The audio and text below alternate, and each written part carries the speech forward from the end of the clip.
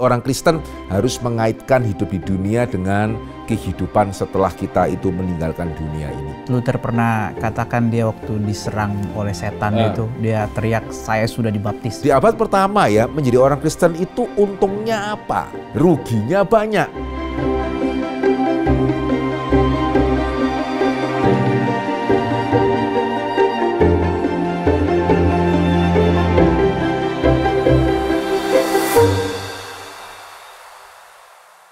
Selamat datang di Fokus Q&A, Fondasi Kekristenan untuk Semua, program yang memfasilitasi iman kita dalam mencari pengertian menuju orang Kristen yang dewasa. Saya Kias sebagai host dan di sini hadir Pendeta Dr. Henry Ongkoijoyo, dosen perjanjian baru dari STT Reform Injili Internasional yang akan meresponi pertanyaan-pertanyaan kita. Halo Pak Henry, kembali lagi. Kita bisa berjumpa dan menjawab pertanyaan-pertanyaan dari pendengar, pertanyaan-pertanyaan seputar mujizat dan makna baptisan. Oke. Yang pertama Pak, ini ada pertanyaan dari seorang anak umur 10 tahun. Oh, oke. Dia menanyakan, kalau mujizat itu terjadi di masa lampau, kenapa sekarang tidak terjadi lagi? Ya, jadi kita perlu membedakan ya, Vikaris Kias, antara mujizat itu tidak ada dengan kita tidak melihat. Kalau saya boleh mengatakan ya, anak ini mungkin yang dimaksudkan saya kok tidak pernah melihat mujizat, tetapi itu bukan berarti bahwa mujizat itu tidak ada. Ya, jadi meskipun memang ya ada sebagian ya teolog yang hari ini kita kenal sebagai sesasionis yang tidak percaya bahwa mujizat itu masih ada, tapi ya secara umum termasuk saya juga sebetulnya Vikaris Kias, kita masih percaya ya mujizat itu masih terjadi. Ya, tapi memang seperti yang sudah pernah kita bahas ya di beberapa kesempatan yang lalu, mujizat itu sesuatu hal yang extraordinary dalam bahasa manusia, begitu ya. Ya, sehingga sesuatu hal yang extraordinary berarti kan tidak biasa. Nah, tidak biasa yaitu berarti ya tidak banyak orang yang melihatnya. Ya, sehingga sebetulnya ya bahkan di dalam Injil, kenapa kok dalam Injil sepertinya setiap halaman misalnya ada? Ya karena itu dikumpulkan. Ya, jadi kalau hari ini misalnya ya kita mengumpulkan kesaksian-kesaksian para misionaris ya di tempat-tempat pelayanan mereka, wah ya kita bisa membuat satu buku penuh dengan kisah mujizat, itu juga bisa itu. Ya, jadi sebetulnya sama ya pada masa itu dengan pada masa sekarang, mujizat bukan merupakan sesuatu hal yang sering terjadi, ya, tapi juga pada masa itu seperti pada masa sekarang mujizat masih bisa terjadi. Nah, cuman ini yang juga kita perlu sadari ya, seringkali memang tujuan Tuhan memberikan mujizat di Alkitab ya itu agak berbeda ya dengan hari ini tujuan orang-orang Kristen khususnya ya ketika kita meminta mujizat. Jadi mujizat-mujizat yang terjadi di dalam kitab suci kita melihat lebih sering daripada tidak ya menyatakan maksud Tuhan. Jadi misalnya ya ketika di dalam cerita Kisah Para Rasul ya kita menemukan banyak mujizat ya, ketika Petrus akan ke rumah Cornelius ada penglihatan di sana gitu ya, ketika Filipus dia itu hendak memberitakan Injil juga oleh Roh dia dibawa kepada sida-sida Ethiopia. Nah, sebetulnya kalau kita melihat mujizat-mujizat dalam Kisah Para Rasul itu banyak menyertai perkembangan Injil. Ya, jadi saya percaya, kita boleh percaya adalah sesuatu kesengajaan ya dari Tuhan untuk mengkonfirmasi bahwa ketika ada orang sida-sida itu bertobat, ketika ada Cornelius orang asing itu bertobat, Tuhan memang itu kehendak Tuhan ya, dan Tuhan mengkonfirmasi itu melalui mujizatnya. Ya kan, sebetulnya di dalam kitab Yesaya dikatakan bahwa ketika nanti umat perjanjian baru dibentuk, ya cirinya adalah orang asing akan dikumpulkan. Dan yang menarik ya, dikatakan juga orang kebiri. Saya mengatakan bagi orang kebiri ya yang kembali kepada Tuhan akan diberikan nama yang lebih baik daripada keturunan laki dan keturunan perempuan. Sehingga di dalam Kisah Para Rasul kita melihat ada Cornelius, ya kita melihat ada sida-sida Ethiopia yang jikalau Tuhan tidak memberikan mujizat, ya bisa jadi kemudian bahkan para murid itu meragukan. Kan dalam perjanjian lama itu orang kebiri tidak bisa loh ya masuk di dalam bait suci, apalagi orang kebiri yang orang asing. Ya, sehingga mujizat diberikan itu untuk memajukan pekerjaan Tuhan. Sehingga sama ya hari ini kalau kita terjun di dalam pelayanan, ya apalagi kalau kita banyak bergaul dengan para misionaris gitu ya, kita melihat mujizat itu masih ada. Tapi hari ini kan berapa banyak ya, maksudnya ketika orang Kristen itu ingin melihat mujizat karena mereka ingin melihat pekerjaan Tuhan itu berkembang. Ya, dan berapa banyak yang ketika ingin menerima mujizat ya sekedar saya deh, bagi saya. Ya, nah saya nggak mau mengatakan bahwa itu tidak boleh ya, juga saya tidak mau mengatakan bahwa Tuhan tidak bisa memberikan. Begitu ya. Tetapi ya seperti satu, kita sudah kembali kepada natur mujizat yang tidak biasa. Dan yang kedua, mujizat-mujizat di dalam Alkitab juga kalau bisa dikatakan lebih sering daripada tidak ya, sesuai dengan rencana Tuhan, berkenaan dengan kerajaannya. Gitu ya. Sehingga kalau kita meminta mujizat sekedar untuk menghilangkan kesulitan kita, meskipun sekali lagi bukannya Tuhan tidak bisa memberikannya dan tidak pernah memberikannya, bukannya itu, cuman ya kita tidak bisa expect terlalu sering untuk melihatnya. Ya, sehingga ini fakta ya, ketika begitu banyak katanya KKR kesembuhan, berapa yang sungguh-sungguh bisa diverifikasi? Gitu ya, faktanya itu tidak banyak, meskipun saya tidak akan mengatakan sama sekali tidak ada. Ya, jadi kepada adik yang tanya, masih ada? Gitu ya, tetapi nah ini adik ini mau melihat mujizat dengan tujuan apa nih gitu ya. Nah ini sesuatu hal yang penting juga untuk diperhatikan. Kalau misalnya kita melihat topangan tangan Tuhan yang daily, ya, dunia masih berputar, masih ada pagi, nafas, itu kan biasa orang memakai bilang ini pun mujizat. Ya, jadi kita menyebutnya sebagai pemeliharaan. Ya, jadi sebetulnya betul, lebih sering sebetulnya Tuhan tuh bekerja melalui pemeliharaan. Ya, dan pemeliharaan itu pun juga sebetulnya tidak kalah luar biasanya ya. Gitu ya, tidak kalah luar biasanya dibandingkan dengan mujizat. Sehingga itu kenapa tadi saya mengatakan pada waktu berbicara mengenai extraordinary itu dilihat dari sisi kita.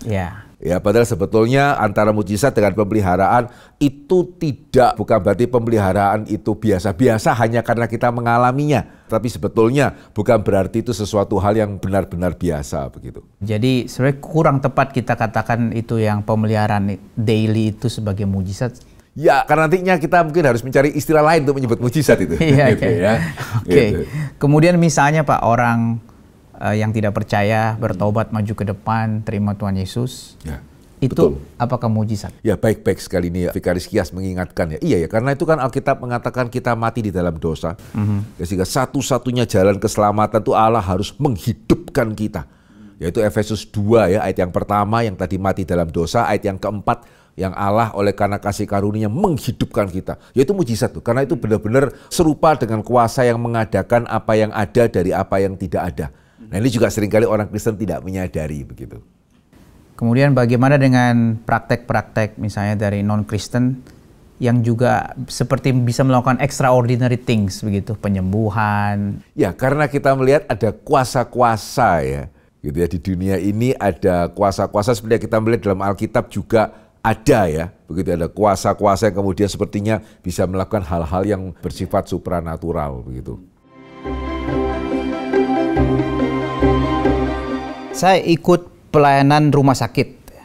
Nah, ketika pasien ICU kondisi tidak sadar, itu rohnya ada di mana? Apakah masih bisa mendengar kita bicara? Oke, baik. Ya, pada prinsipnya ya, sebelum seseorang meninggal ya, roh dengan tubuh kita ya menjadi satu di sana. Cuma seperti yang pernah kita bahas ya, sebelumnya roh itu hanya bisa berelasi dengan dunia rual itu melalui tubuh. Ya, sehingga pada waktu tubuhnya koma gitu ya, bukan berarti rohnya meninggalkan dia, cuman rohnya tidak bisa kemudian mengkomunikasikan atau mengekspresikan apa yang mau dikomunikasi atau diekspresikan. Ya, tapi ya rohnya ada di sana, cuman tidak ada cara untuk mengekspresikannya. Gitu ya, jadi ini perlu dibedakan ya. Jadi tetap ada, cuman ya roh untuk mengekspresikan atau berelasi dengan dunia luar itu harus melalui tubuh. Ya, sehingga kalau tubuhnya sudah sakit, tubuhnya itu sudah koma, tidak bisa mengekspresikan diri, bukan berarti tidak ada. Dan khususnya ya, saya pernah mendengar dan sudah pernah dikatakan juga dalam beberapa riset ya, pendengaran itu adalah yang paling terakhir pergi sebetulnya. Ya, jadi itu kenapa bagus ya pelayanan di rumah sakit. Ya, itu kenapa saya terus juga mendorong kalau misalnya sepertinya pasiennya juga nggak bergerak, nggak bisa bereaksi apa-apa. It's okay loh, selama nafas masih ada ya. Kalau nafas sudah nggak ada sih ya sudah gitu ya. Selama nafas masih ada, kalau kita masih mau memberitakan Injil misalnya, mendoakan misalnya, menyanyikan puji-pujian, membacakan mazmur, itu dia masih bisa mendengar gitu ya. Dia masih bisa menangkap lah, meskipun dia tidak bisa mengekspresikan perasaannya kepada kita gitu. Kita pernah membahas yang Roh Samuel juga Pak ya. Ya. Dalam kasus-kasus khusus ya, kita melihat Tuhan mengutus seperti juga gunung transfigurasi. Ya, tapi ya kita nggak bisa kasih dia makan misalnya. Begitu ya, kita nggak bisa berelasi dengan dia seperti berelasi dengan manusia pada umumnya. jika mati sudah ditentukan, untuk apa menjaga kesehatan? Kalau belum waktunya, tidak minum obat pun bisa sembuh. Nah ini tadi ya, ini salah satu juga yang kita mesti hati-hati. Ya, jadi seolah-olah itu ada keterpisahan ya antara Tuhan dengan sehari-hari. Ya, pemeliharaannya termasuk juga dengan tanggung jawab sehari-hari.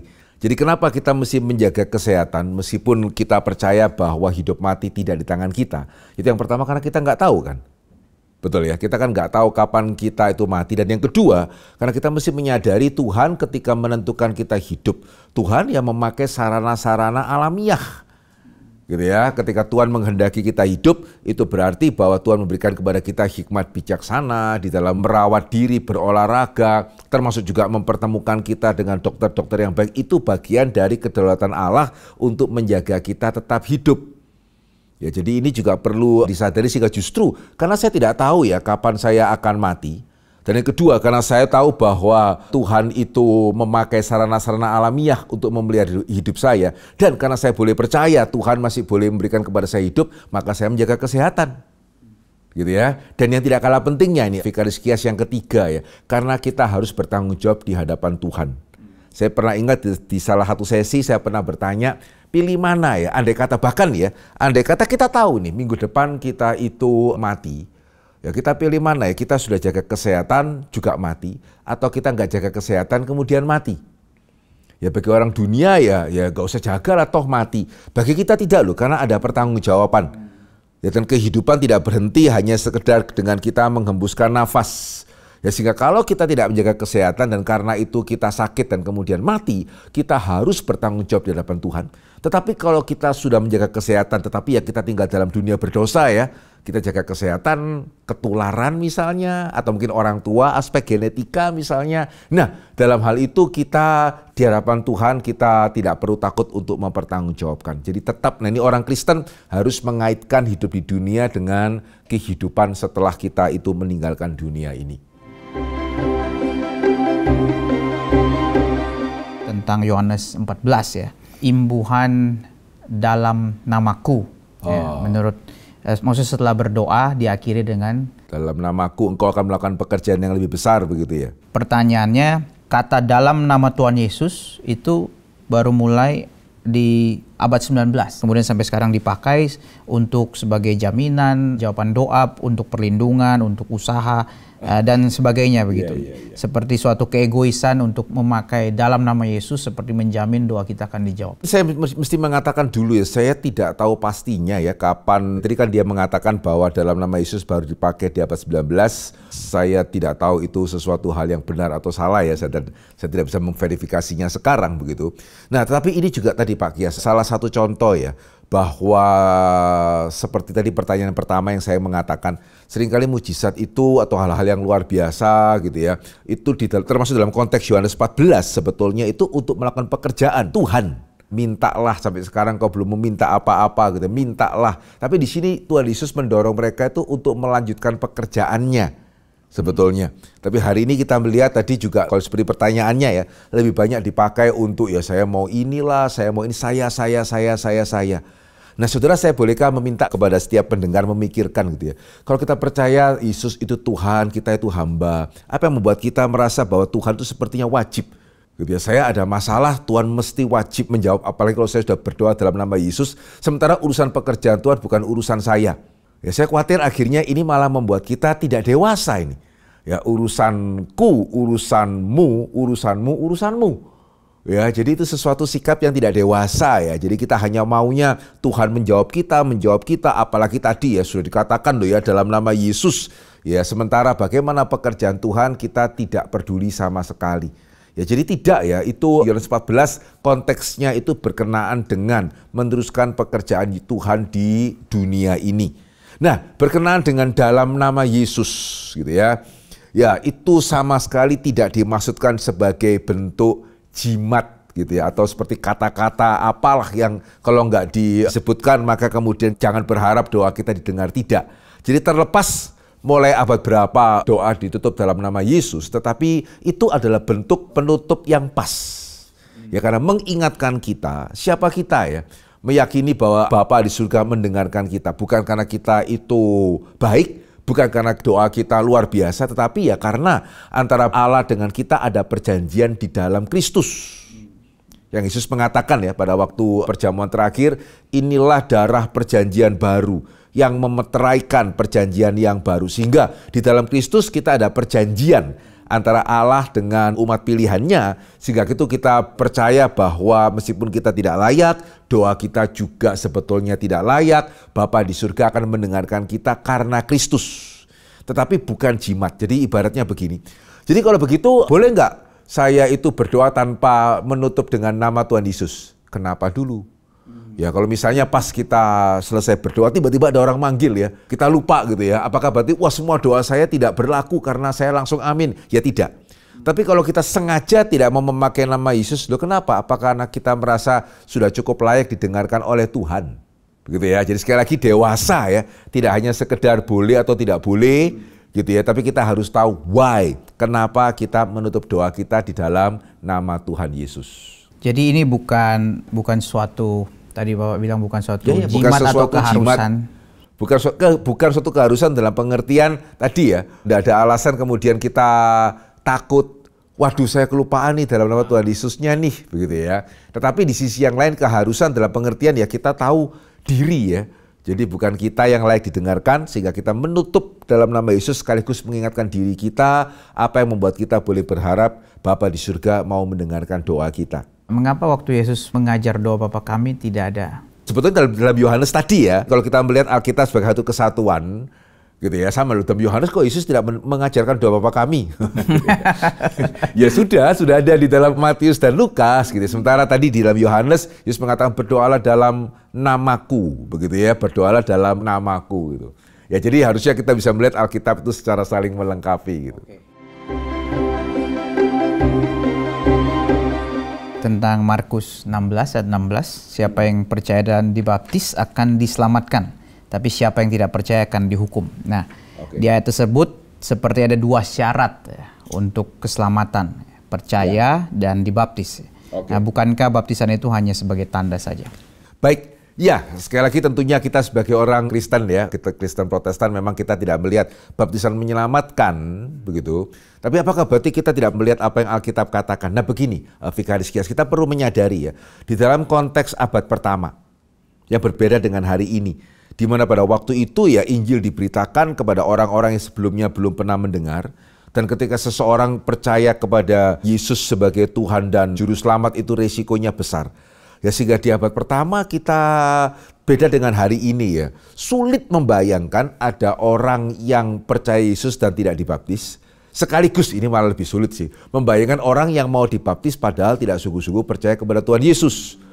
Ya sehingga hanya situasi-situasi khusus ya seperti misalnya perampok yang di sebelah Tuhan Yesus yang memang dia tidak dibaptiskan tetapi dia tetap selamat. Ya tapi secara umum gitu ya, mereka yang percaya Yesus sebagai Tuhan dan Juru Selamat, ya mereka akan dibaptis ya sebagai satu pernyataan bahwa mereka sungguh-sungguh percaya Yesus sebagai Tuhan dan Juru Selamat. Sebaliknya, tidak ada atau susah dibayangkan ada orang yang tidak percaya tapi mau dibaptis. Ya karena pada waktu itu kita semua tentunya tahu ya menjadi orang Kristen itu sulit. Ya saya rasa bolehkah kalau saya boleh memakai kesempatan ini mengapresiasi ya. Kemarin kan kita baru mendengar ada satu tempat retreat ya di Sukabumi ya. Digerebeklah oleh sekian orang dan hari ini kita membaca bahwa ada 7 orang yang sudah ditangkap. Ya juga kemudian warga sekitar gitu ya juga membantu untuk memperbaiki tempat retreat itu. Ya izinkan saya memakai kesempatan ini juga sangat mengapresiasi ya untuk aparat kita gitu yang boleh memberikan keadilan begitu ya. Tapi saudara kalau saya boleh mengatakan dalam Roma bab pertama ya jangan diharapkan. Gitu ya. Jangan diharapkan kemudian kita bisa teriak kemudian ada yang memasukkan kepada YouTube sehingga menjadi viral gitu sehingga ya pada waktu Tuhan Yesus mati ya disalib aja gitu. Waktu Stefanus dilempari batu ya dilempari batu aja itu. Ya Paulus juga sempat dilempari batu ya dilempari batu aja gitu. Ya sehingga di abad pertama ya menjadi orang Kristen itu untungnya apa? Ruginya banyak. Ya bahkan bisa nyawa, ya bahkan bisa dikucilkan dan seterusnya. Ya sehingga kalau kita ingat ya bagaimana cerita di Yohanes orang tua dari anak yang buta sejak lahir. Ya mereka ketika ditanya itu anakmu bukan? Ya kok dia bisa melihat orang tua tidak berani mengatakan terlalu banyak ya. Cuman ya yang kami tahu ya dia buta.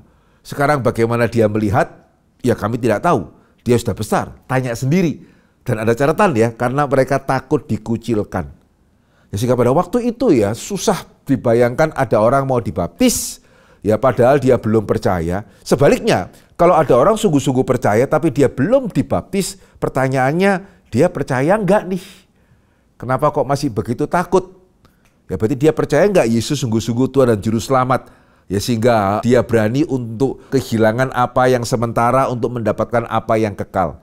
Sehingga dalam pengertian itu ya kita melihat bukan cuma di Markus tetapi di dalam Paulus juga menunjukkan bahwa ada kaitan erat antara baptisan dengan percaya tanpa mengindikasikan kemudian baptisan bisa menyelamatkan. Ya sehingga beda dengan hari ini ya, kita menemukan ada orang Kristen yang belum mau dibaptis. Sebaliknya juga, tidak tentu ya orang yang kemudian mau dibaptis pasti sungguh-sungguh percaya.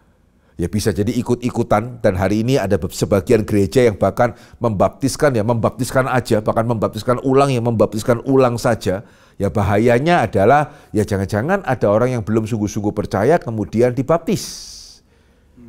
Ya sehingga beda situasinya antara pada abad pertama dengan hari ini. Memang variatif ya Pak, misalnya sida-sida Ethiopia, kemudian hari Pentakosta itu seperti pada hari itu juga gitu. Oh, langsung tidak perlu melalui dibaptis. katekisasi begitu maksudnya ya. Sedangkan praktek gereja di abad-abad 2, abad 3 itu perlu Ya. setahun sampai 3 tahun bahkan Ya. baru dibaptis. Nah, karena tadi saya mengatakan pada waktu itu no reason ya. Gak ada alasan, dan Kristen KTP dari mana itu? Ya, dan yang kedua tadi, pada waktu dia mau dibaptis tuh dia tahu harus membayar harga. Ya, dan satu lagi, nah ini yang seringkali jarang untuk diingat ya, karena kan seringkali ditanya, lu sida-sida itu kan gak dibaptis. Katanya reform back to the Bible, begitu ya, Bible yang mana gitu. Nah, kalau saya boleh tanya kembali, seharusnya kita semua juga tahu ya, sida-sida Ethiopia itu pada waktu dia akan dibaptis sedang di atas kereta membaca apa? Gitu ya, kitab Yesaya. Gitu ya, dia membaca kitab Yesaya. Dan tadi saya sempat mengatakan ya, Yesaya itu yang mengatakan bahwa di umat Allah perjanjian baru akan ada orang kebiri. Ya, sehingga sida-sida Ethiopia dan juga banyak orang-orang Yahudi pada waktu itu di abad pertama dan kemudian juga yang dibaptis pada hari Pentakosta, mereka mengerti perjanjian lama. Jangan-jangan jauh lebih baik daripada kita hari ini hamba Tuhan mengerti perjanjian lama loh. Ya sehingga karena mereka sudah mengerti perjanjian lama, tidak perlu waktu yang panjang ya untuk kemudian mereka para rasul atau Filipus gitu ya menunjukkan, lah ini penggenapannya di dalam Kristus. Ya, jadi mereka sebetulnya sudah dikatekisasi itu lama itu. Ya pada waktu mereka belajar perjanjian lama ya, mereka sudah menantikan janji Tuhan. Ya sehingga pada waktu mereka dibaptis, mereka tahu Yesus sebagai penggenapan perjanjian lama. Ya sehingga bayangkan ya naik kereta gitu ya dengan kondisi alam seperti itu dan baca Yesaya loh. Sementara kita yang naik pesawat aja mungkin jarang baca Alkitab begitu ya. Itu menunjukkan bahwa mereka sudah mempunyai pengertian yang cukup. Ya ketika sida-sida itu dibaptis, dia sudah tahu dia itu menerima apa. Ya sekaligus pengalaman menunjukkan kepada dia konsekuensinya itu apa. Gitu ya, sehingga beda. Ya ini kita perlu menyadari konteks, perlu menyadari situasi yang ada gitu. Itu dia punya kitab Yesaya dari mana Pak ya? Kok bisa punya? Ya pastinya kan dia tidak mungkin beli online ya. Gitu ya. Ya sehingga satu-satunya kesempatan dia bisa dapat salinan daripada Yesaya dari sinagog. Ya karena waktu itu bahkan dia bisa dikatakan nyaris kecil sekali kemungkinan dia punya teman yang punya terus bisa dipinjam sama dia. Ya menyalin buku pada waktu itu mahal pakai sekali itu. Gitu ya, mahal sekali. Dan juga pada waktu itu orang Yahudi tidak akan sembarangan memberikan kitab suci mereka untuk dibaca oleh orang lain. Iya. Betul ya? Ya sehingga kalau kemudian sida-sida ini bisa mendapatkan salinan kitab Yesaya itu berarti menunjukkan dia termasuk golongan God-fearers. Orang-orang yang takut akan Tuhan. Ya sehingga orang-orang seperti Cornelius, seperti Theophilus, seperti Lydia. Ya Paulus bertemu dengan Lydia di mana? Di rumah ibadat orang Yahudi, di sinagog. Ya, jadi orang-orang seperti ini ya sudah lama sebetulnya tertarik dan bahkan sudah cukup dedicated. Ya sehingga dalam Injil juga kita membaca ketika ada perwira anaknya sakit, ada pemuka agama yang meminta Yesus karena dia banyak mendukung kami. Gitu ya. Jadi di abad pertama cukup banyak kelihatannya orang-orang non-Yahudi yang sangat tertarik dengan Yudaisme. dan mereka komit, ya mungkin ya Sida ini kita bisa pastikan kaya sih. Tidak mengherankan sebetulnya kalau dia bisa mendapatkan akses salinan kitab Yesaya. Tapi itu sekali lagi menunjukkan dia sudah sangat terdidik dalam perjanjian lama. Bahkan tadi saya berani mengatakan jangan-jangan lebih daripada kita ini. Di abad pertama sampai ketiga itu dicatat persiapan untuk baptis itu sangat lama, bisa setahun sampai 3 tahun. Kalau hari ini Pak, bagaimana kita menentukan standar gereja kita? Misalnya berapa lama ikut katekisasinya? Apakah semakin ketat, semakin baik, dan seberapa ketat? Sebetulnya memang ya, kalau kita boleh mengatakan apakah katekisasi kita itu sudah sangat ideal, maksudnya dalam pengertian cukup, ya kita harus mengatakan kita berusaha lah ya. Ya, jadi kalau tadi kita melihat di abad pertama, tadi Vikaris Kias mengatakan 1 sampai 3 tahun. Ya karena memang kita harus menyadari tidak mudah. Tapi sekarang kenapa kok tidak sampai 3 tahun? Ya kita harapkan itu dari sejak sekolah minggu. Ya mereka sudah dipersiapkan dengan baik. Sehingga pada waktu mereka ikut katekisasi, ya itu mereka sudah punya at least modal-modal dasar Yesus itu siapalah, peristiwa kejatuhan dan seterusnya. Ya sehingga memang ya kalau kita mau bicara khususnya untuk mereka yang dari non-Kristen gitu ya, kemudian dia bertobat misalnya, ya memang sekian belas kali pertemuan ya kalau kita boleh mengatakan apa adanya ya susah disebut memadai sih. Ya karena bayangkan misalnya kita ya belajar satu agama baru, katakanlah agama apapun begitu ya, dengan 17 kali kita bisa tahu apa itu. Ya sementara kitab sucinya juga nggak bisa dikatakan tipis-tipis amat. Ya sehingga itu kenapa juga setelah selesai katekisasi pun kita dorong mereka ya ikut streets begitu ya, dan di dalam streets gitu ya kita ada pendalaman untuk tiap doktrin keselamatan, doktrin akhir zaman dan seterusnya begitu. Ya tapi di sisi yang lain memang ada juga satu keterbatasan lingkungan dan budaya ya, sehingga setahun pun aja atau bahkan setengah tahun pun aja itu perlu pergulatan dengan jemaat ya.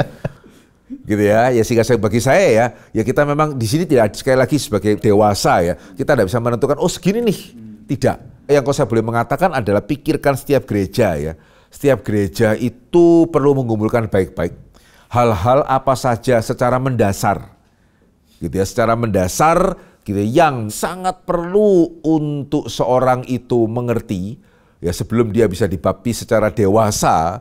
Dan kemudian yang kedua, melihat untuk hal-hal ini bisa disampaikan, ya perlu waktu seberapa lama.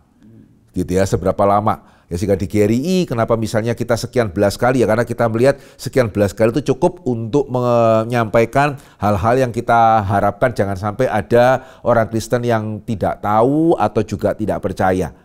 Begitu. Dan yang ketiga adalah setelah kita menetapkan seserius mungkin. Ya seringkali yang masalah ini ya, sudah yang pertama tadi pelajarannya di courting karena kalau semuanya takut nggak cukup, ya kemudian pertemuannya itu sendiri juga, aduh ya jangan panjang-panjang, sudah nggak panjang itu pun yang ketiga di courting tuh. Ya yang datang terlambat lah, kemudian yang izin ini, izin itu, yang kadang-kadang gereja in the name of love ya, terus kemudian tetap membaptis atau menyidi yang bersangkutan. Jika saya mengatakan love itu tidak begitu loh. Ya kita mesti membedakan antara love and fear. Ya orang tua yang baik tentunya harus mengasihi anak. Ya tapi tidak boleh takut akan anak sehingga ya akhirnya ya sekedar supaya anak tidak nangis, takut anak nangis atau takut anak kemudian ngambek memberikan apa yang anak itu suka begitu. Ya jadi tentukan apa yang seharusnya perlu diketahui. Tentukan untuk menyampaikan itu secara efektif perlu waktu berapa lama dan jalankan itu dengan disiplin. Ya jalankan itu dengan disiplin ya sebagai pertanggungjawaban gereja di hadapan Tuhan begitu. Karena akhirnya ya Vikaris Kias ini mungkin agak sedikit melebar ya. Saya barusan ketemu satu orang ya, dia ada pertanyaan tapi mungkin belum sempat dimasukkan ke dalam fokus ya. Dia mendengar ada satu podcast yang mengatakan kamu kalau belum pernah secara khusus bertobat dan datang kepada Tuhan, jangan-jangan kamu belum diselamatkan. Ya yang bertanya ada sedikit kekhawatiran jangan-jangan kau tuh benar bagaimana ya. Karena banyak di antara kita kan lahirnya juga sudah dari keluarga Kristen. Nah saya tanya, yang bersangkutan kan sudah menikah. Pernah ragu nggak kalau benar-benar sudah menikah? Loh ya tidak. Loh kenapa kok tidak? Ada sertifikat negara, akte lahir. Loh kan ya juga punya akte baptisan. Tapi kenapa kok? Oh ya beda. Kenapa beda? Ini serius ya, karena berarti seolah-olah gereja main-mainkah memberikan akte baptisan? Ya sehingga kalau sampai saya menerima akte nikah dari negara, saya tidak perlu khawatir. Ya berarti saya pasti sudah nikah. Tapi kalau dari gereja, wah jangan-jangan gerejanya salah nih. Ya sehingga justru ya ketika gereja itu menggampangkan katekisasi, ya sekedar memberikan baptisan ya kepada seseorang, akhirnya surat baptisan hari ini menjadi kurang bernilai. Dan itu akhirnya mendatangkan dalam tanda kutip kerugian bagi yang menerima. Gitu ya, sehingga hari ini ada orang sudah dibaptis secara sah, juga tidak yakin dia itu sudah anak Tuhan apa enggak itu. Itu kan nggak pernah terjadi ya, saya ini sudah diterima surat nikah tapi saya ini beneran sudah nikah atau enggak ini enggak pernah terjadi loh. Ya karena negara tidak sembarangan. Ya hari ini kalau sampai tadi saya mengatakan banyak orang Kristen merasa bahwa dibaptis itu sepertinya tidak berarti apa-apa, berarti gereja harus evaluasi diri ya. Jangan-jangan kita terlalu memurahkan surat baptisan sehingga akhirnya malah tidak mendatangkan satu atau justru tidak menguatkan iman daripada jemaat kita. Ini harap bisa diperhatikan baik-baik sih. Saya ingat Luther pernah katakan dia waktu diserang oleh setan itu, dia teriak, saya sudah dibaptis gitu. Nah, begitu ya. Itu sesuatu hal yang saya rasa kita sebagai orang Kristen harus lebih menyadari. Ya sehingga ya kadang-kadang ya kita memang kalau saya boleh mengatakan dari yang fokus itu ya, yang kita bikin, yang seringkali paling kurang diminati berkenan dengan gereja. Ya, padahal ya kalau doktrin gereja kita itu tidak tepat. Jadi yang nanya itu bertanya kepada saya, dia dengar dari seorang yang sebetulnya baik loh. Begitu ya, bukan dari seseorang YouTuber yang sembarangan. Cuma saya mengatakan problemnya di mana? Bukan soteriologinya ya, problemnya di doktrin gerejanya. Ya tanpa sadar seringkali banyak di antara kita doktrin gerejanya sangat lemah karena kita pikir gereja aja loh. Padahal itu serius itu. Masih soal waktu durasi katekisasi itu Pak. Jadi yang di gereja kita, bisakah kita katakan, tegaskan this is just the beginning? Selalu sih, selalu ya. At least ya di GRI Pusat ya kita selalu dua hal yang kita terus tekankan. Yang pertama adalah dewasa. Kita harap mereka yang katekisasi itu mereka tahu agama ada banyak, kenapa kamu Kristen? Gitu ya, sungguh kamu mau menerima, tentu kenapa ada tuntutan-tuntutan gitu yang kita juga berikan kepada mereka, dan kita terus menekankan bahwa ini belum selesai. Ya, jadi sudah dalam pengertian sudah dewasa ya, sudah lulus kuliah, masih harus kerja. Kita terus menekankan kamu akan mengambil pelayanan itu apa? Bagian dari kedewasaan bukan cuma lulus kuliah, bagian dari kedewasaan adalah setelah lulus kuliah kerja apa? Ya, saya rasa ini sesuatu definisi dewasa yang tidak ada yang akan memperdebatkan ya. Begitu ya, mau kuliah IPK-nya baik, mau anak mama yang baik, tidak pergaulan yang tidak gitu ya. Mau bahkan rajin pelayanan di gereja misalnya tapi dia nggak kerja, nggak dewasa itu. Sehingga dalam hal rohani juga kalau seseorang tidak melayani, ya berarti kedewasaan rohaninya agak kurang sih, atau ya kalau saya boleh mengatakan masih bisa dipertanyakan. Itu kita dorong kepada peserta katekisasi. Jadi walaupun katekisasi sudah selesai, pelayanan, Bible study dan sebagainya. Dewasa kan? Begitu ya. Jadi kita selesai kuliah itu sebenarnya sudah menunjukkan saya sudah dewasa nih, mahasiswa. Cuman ya kerja dong. Untuk memastikan benar-benar sudah dewasa begitu. Jadi pelayanan Bible study itu bukan tambahan ya? Enggak, itu bagian dari dewasa, begitu ya, bagian penting daripada menjadi orang Kristen yang dewasa. Salah satu pengakuan iman di gereja kami adalah pengakuan iman Nikia Konstantinopel. Salah satu bagiannya adalah, dan aku percaya satu gereja yang am dan rasuli, aku mengakui satu baptisan untuk pengampunan dosa, dan aku menantikan kebangkitan orang mati dan kehidupan di dunia yang akan datang. Nah, mohon pendapat Pak Henry, pernyataan yang mengatakan aku mengakui satu baptisan untuk pengampunan dosa. Iya. Ya sehingga sama seperti tadi ya, kita melihat baptisan yang dalam hal ini mungkin lebih kepada baptisan itu menyelamatkan dalam pengertian kaitan dengan iman, dan juga ya baptisan yang benar adalah baptisan yang diberikan oleh gereja yang benar, dan gereja yang benar itu hanya satu. Nah, saya rasa karena kalau saya tidak salah ini baru saja kita membahas ya beberapa waktu yang lalu, bahkan ada satu khusus, mungkin linknya bisa ditulis di bawah. Ya sehingga pada waktu tadi saya mengatakan gereja yang benar hanya satu, loh berarti hari ini kan gereja banyak, berarti sisanya tidak benar. Nah bisa nanti di link itu ya, kalau saya tidak salah itu secara khusus kita membahas mengenai gereja yang am, kudus dan katolik, begitu ya. Nanti bisa tolong disertakan di bawah, sehingga gereja yang satu itu pengertiannya apa, gereja yang benar itu pengertiannya apa, bisa dilihat di sana. Tapi ya untuk menjawab secara singkat, ya betul sih, hanya ada satu baptisan yang benar dari satu gereja yang benar. Sehingga yang bidat, meskipun mereka membaptis misalnya, kita akan membaptis ulang. Di luar itu kita tidak gampang-gampang membaptis ulang, kecuali mungkin pernyataan baptisannya yang tidak tepat, begitu ya. mengenai pengampunan dosa itu apakah bisa dijelaskan, Pak? Mohon pendapat Pak Pendeta pernyataan yang mengatakan aku mengakui satu baptisan untuk. Oh ya, nah kalau saya dosa. lihat itu mirip dengan yang tadi ya. Jadi, loh masa kalau kita dibaptis bisa mengampuni dosa? Nah jawaban juga sama dengan yang tadi itu. Ya, jadi Imam Nikea tidak membedakan antara mereka yang bertobat dengan percaya Yesus dengan dibaptis. Sehingga itu kenapa kan tadi Pak Kias juga mengatakan di abad-abad awal malah wah katekisasinya panjang ini. Gitu ya, sehingga gereja bisa mempertanggungjawabkan pada waktu mereka itu membaptis seseorang khususnya yang dari orang yang sebelumnya bukan orang Kristen. Ya sehingga sama jawabannya ya, bukan baptisan itu yang membuat kita diampuni dosanya, baptisan dalam kaitan dengan iman kepada Kristus. Mohon penjelasan soal rumusan baptisan. Ya, menurut Matius 28:19, Bapa, Anak, dan Roh Kudus. Lalu Kisah Rasul 2 ayat 38 hanya menggunakan kalimat Yesus Kristus. Kisah Rasul 19 ayat 5 hanya menggunakan kalimat Tuhan Yesus. Mengapa para rasul tidak menggunakan Matius 28 ayat 19? Iya, nah ini sekali lagi juga sebetulnya sudah kita bahas ya pada waktu kita berbicara mengenai natur Injil sebagai biografi, dan ini juga sebetulnya ada persamaan ya pada waktu kita menyebut Kisah Para Rasul sebagai kitab sejarah. Ya, jadi ini bukan seperti satu catatan pandangan mata yang harus mencatat secara detail perkataannya. Ya sehingga sama ya, seperti kalau saudara misalnya aja ya membaca buku mengenai pendeta Stephen Tong. Tidak harus setiap kali kemunculannya adalah pendeta Dr. Stephen Tong semua gelarnya disebutkan. Gitu ya. Tidak harus dong, itu malah akan sangat ganjil sekali gitu ya. Ya sehingga mungkin pertama kali gitu. Juga tadi ya Vikaris Kias memperkenalkan saya di awal kan nggak harus setiap kali itu ketika menyebut saya kayak bagaimana nih pendeta Dr. Hendri Ongkowijoyo. Tidak harus seperti itu.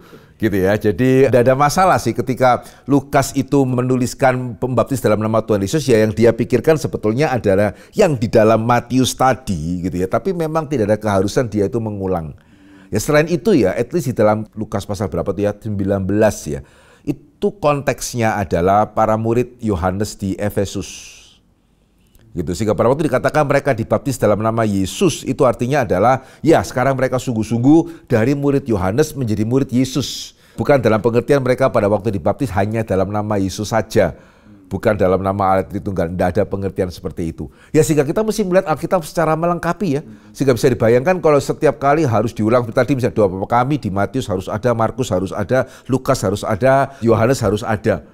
Ya, atau dalam nama Yesus juga Matius harus ada, Markus harus ada, Lukas harus, ya enggak, kita mesti melihat Alkitab itu secara melengkapi begitu. Ya, dan gereja mula-mula tradisi liturginya pun selalu Allah Tritunggal, Pak. Allah dan Tritunggal. sampai sekarang ya. Iya, itu sudah sangat jelas ya berkenaan dengan dalam nama Bapa, Anak, dan Roh Kudus. Oke, baik Pak Henry. Ya. Terima kasih untuk jawaban-jawabannya hari ini. Sama-sama. Kita bersyukur pertanyaan-pertanyaan sudah boleh dijawab, tapi kalau saudara masih mempunyai pertanyaan yang lain, silakan mengirimkan pertanyaan Anda melalui WhatsApp atau komen di YouTube. Link kelas fokus episode 1-22 yang membahas dari penciptaan sampai eskatologi bisa didapatkan di dalam kolom deskripsi. Jika saudara mendapat berkat dari program ini, silakan men-share kepada yang lain. Mari kita bersama bertumbuh menjadi orang Kristen yang dewasa. Tuhan memberkati.